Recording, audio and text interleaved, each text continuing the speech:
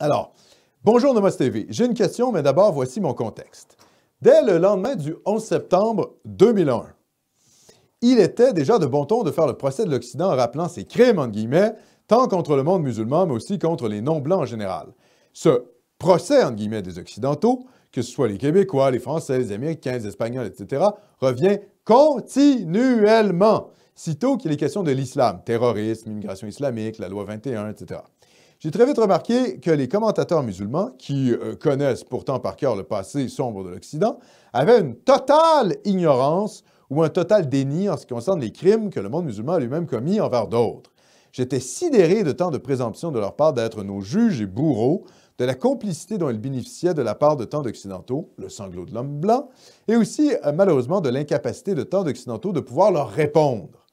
Ça fait donc 20 ans que je m'acharne à poster en ligne plus vite que mon ombre pour donner l'heure juste. Mon but n'est pas seulement de faire des Olympiques de la victimisation avec les djihadistes en ligne et leurs complices, mais d'exposer le double standard qui fait partie de leur psyché. Et le courriel continue et MJ 2014, que je remercie, nous explique qu'en fait, il est banni maintenant de tous les sites de nouvelles, tous les blogs, etc.,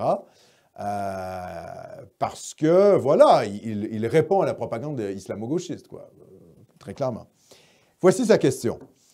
Donc, mes deux questions pour vous. Est-ce que mon travail est utile? Et est-ce que le sanglot de l'homme blanc est une arme d'islamisation massive? Merci, donc signé par MJ 2014. Alors, mon cher MJ, est-ce que votre travail est utile? Ben, je crois que oui. L'idéal, c'est de ne pas être bloqué, évidemment, peut-être de changer de pseudo, etc. Il faut trouver d'autres stratégies, mais oui.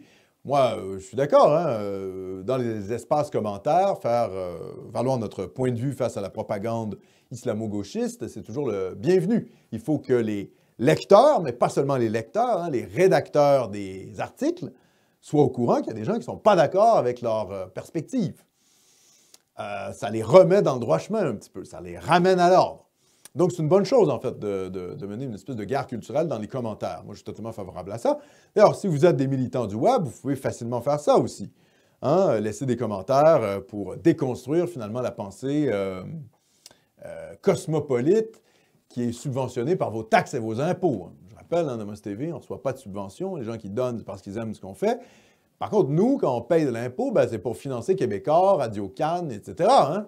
On ne nous demande pas notre avis. Voilà. Donc oui, je pense que c'est un travail utile. Le mieux, c'est évidemment de ne pas se faire censurer. Il faut essayer de naviguer là-dedans. Et est-ce que le sanglot de l'homme blanc est une arme d'islamisation massive? Ben oui, par ethnomasochisme, ça permet l'islamisation, mais ce n'est pas juste l'islamisation. On le voit avec la question noire. Ce n'est pas juste la question islamique qui est de l'avant. C'est toute la question occidentale en général.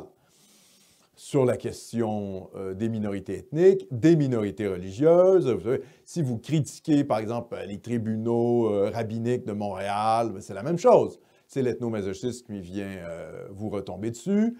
Si vous critiquez les tribunaux chariatiques, on va vous sortir les croisades, l'islamophobie, etc.